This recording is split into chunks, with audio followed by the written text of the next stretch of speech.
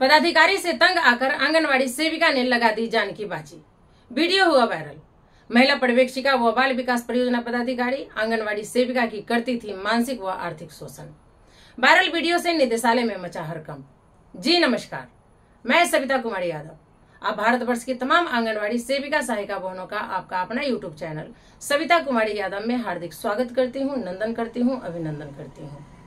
बहनों, बड़े दुख के साथ कहना पड़ रहा है कि हमारी आंगनवाड़ी सेविका सहायिका बहनें अपनी ताकत, अपनी ऐश्वर्य, अपने पद की गरिमा, अपनी वैल्यू को अभी तक नहीं पहचान पाई हैं।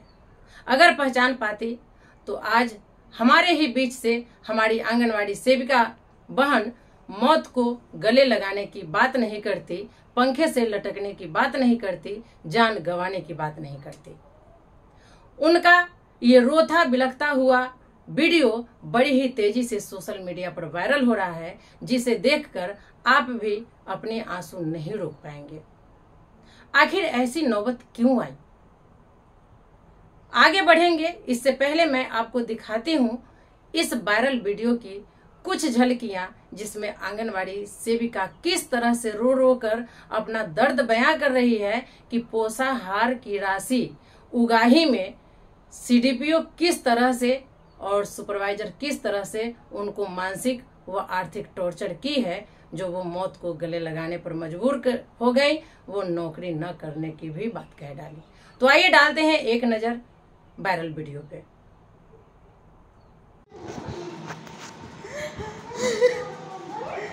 आज सुन लेना कान खोल के सब, मुझे नहीं करनी नौकरी। आज के बाद में कोई नौकरी नहीं करूंगी। आई ना बात समझ में? मेरी जान खा गई ये नौकरी। जिस दिन लगी थी उस दिन कृष्णा सुपरवाइजर और ये रेणु चकोटा दोनों मिलके मेरे जान की दुश्मन बनी थी। उसके बाद में ये नीरू सांगला और रेणु चकोटा मिलके सारे पोषाहार के पैसे गए और सारी रिश्वत खाई और मेरी दुश्मन बनी थी। और फिर मैं इसको पैसे नहीं दे रही, इसलिए फिर ये मेरी जान की दुश्मन बन गई है।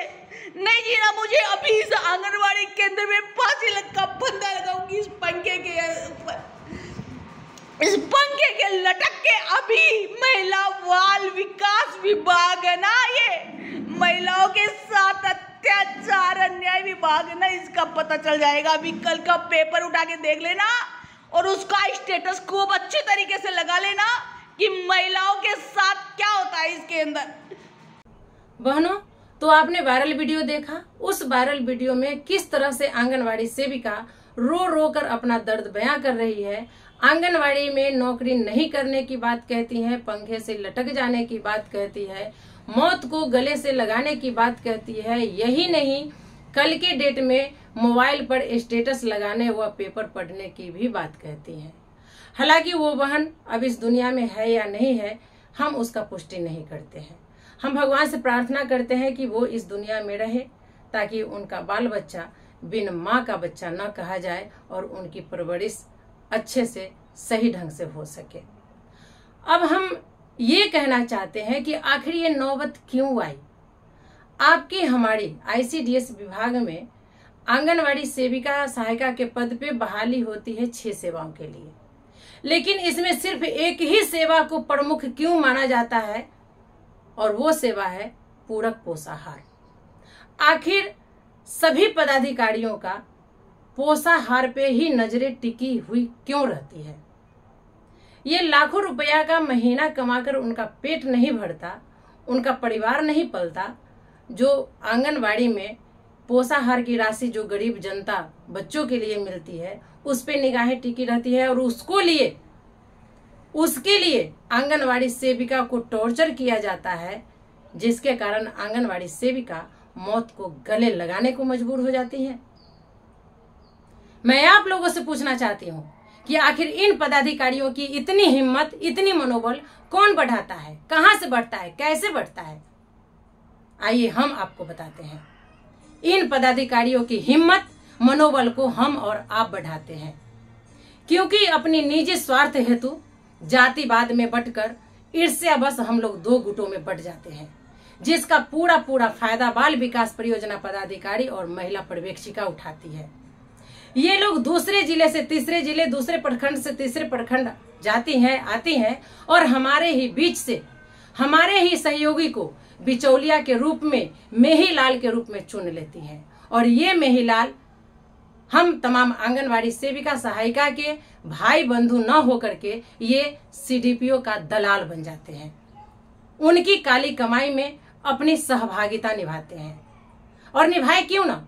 क्योंकि बाल विकास परियोजना पदाधिकारी इन बिचौलिए का जो परसेंटेज होता है पोषाहार का, वो माफ कर देती है।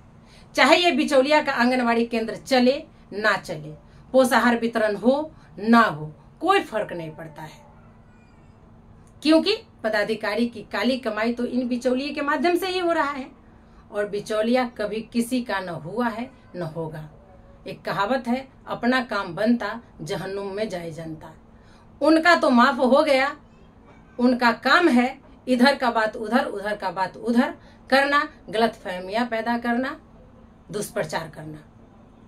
पदाधिकारी डंके की चोट पर बेफिक्र होकर पैसे की तसील करते रहती हैं। उनको काली कमाई का जरिया बना रहता है, वो अपना उगाही करते रहती है। ऐसे में पीसती है काम करने वाली सेविका, जिनका आंगनवाड़ी केंद्र भी चलता है और वो पोषाहार भी वितरण करती है। फिर भी उनसे दबाव बनाकर, चयन रद्द की धमकी देकर, कुछ न कुछ उनपे आरोप लगाकर डराए रहती है, धमकाए रहती है, ताकि कि वहां से हमें काली कमाई जो रुक गई है वो न रुके, वो चालू रहे। और जो सेविका नहीं देना चाहती है उन पर तरह तरह के आरोप लगाकर, चयन रद्द की धमकी देकर दबदबा बनाए रहते हैं, उनको आरोपित सिद्ध करते रहते हैं। ऐसी ही परिस्थिति में हमारी आंगनवाड़ी सेविका सहायिका बहनें मौत को गले लगाने पर मजबूर हो जाती है। शायद ये बातें आप लोगों को अब समझ में आ जाए, नहीं तो कहीं और से परियोजना पदाधिकारी, चाहे कोई भी पदाधिकारी आए और हम लोगों को ही गलत साबित करे, जबकि पैसे की मोटी मोटी रकम की उगाही वो करती है और गलत साबित हमें करती है। फांसी का फंदा हमारे ही गले में वो लटकाती है और हम भी मौत को गले लगाने के लिए तैयार हो जाते हैं। और वो बेखौफ बेफिक्र होकर मोटी रकम की उगाही करके वल्ले वल्ले रहती है, खुश रहती है। उनका कोई कुछ नहीं बिगाड़ सकता। इसीलिए कहते हैं कि अपनी चट्टानी एकता को बनाए रखिए, निजी स्वार्थ को दूर फेंकिए और आप लोग भी अपने परियोजना में दबदबा बनाए रखिए। नहीं तो जो ये बहन की हाल हुई है वही आप लोगों का। लेकिन आप लोग थोड़ी थोड़ी बातों को लेकर, छोटी छोटी मुद्दों को लेकर आपसे विवाद कर लेते हैं, जातिवाद में बढ़ जाते हैं, दो गुटों में बढ़ जाते हैं, जिसका पूरा पूरा फायदा ये सीडीपीओ और सुपरवाइजर उठाती हैं। और इसका भुक्तभोगी कौन होता है? आप तमाम आंगनवाड़ी सेविका सहायिका बहनें। आज हमारी आंगनवाड़ी सेविका का घर उजड़ रहा है, उसका देनदार कौन है? आप जैसे बिचौलिया, जो कि पदाधिकारी का पिछलग्गू रहते रहे कुछ निजी स्वार्थ के कारण, और बाद बाकी सेविका बहनों को बलि का बकरा बना करके रखते हैं। मैं उन तमाम आंगनवाड़ी सेविका सहायिका बहनों से अपील करना चाहूंगी कि इन सेविका बहन को न्याय दिलाने हेतु आप लोग बड़े पदाधिकारी से लेकर प्रशासन तक पत्राचार करें और इन भ्रष्ट पदाधिकारियों को सबक सिखाने हेतु कड़ी से कड़ी सजा दिलवाने का काम करें। हम भारतवर्ष की तमाम आंगनबाड़ी सेविका सहायिका बहनें आपके साथ हैं। तो आज के वीडियो में इतना ही।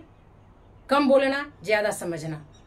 आप तमाम आंगनबाड़ी सेविका सहायिका बहनें कमेंट करके जरूर बताएंगे कि क्या बाल विकास परियोजना पदाधिकारी और महिला पर्यवेक्षिका द्वारा आंगनबाड़ी सेविका को गलत कदम उठाने पर मजबूर किया गया, क्या ये सही है? तो फिर मिलते हैं अगले वीडियो में कुछ और नई जानकारियों के साथ। तब तक के लिए आप हमें विदा दीजिए। नमस्कार।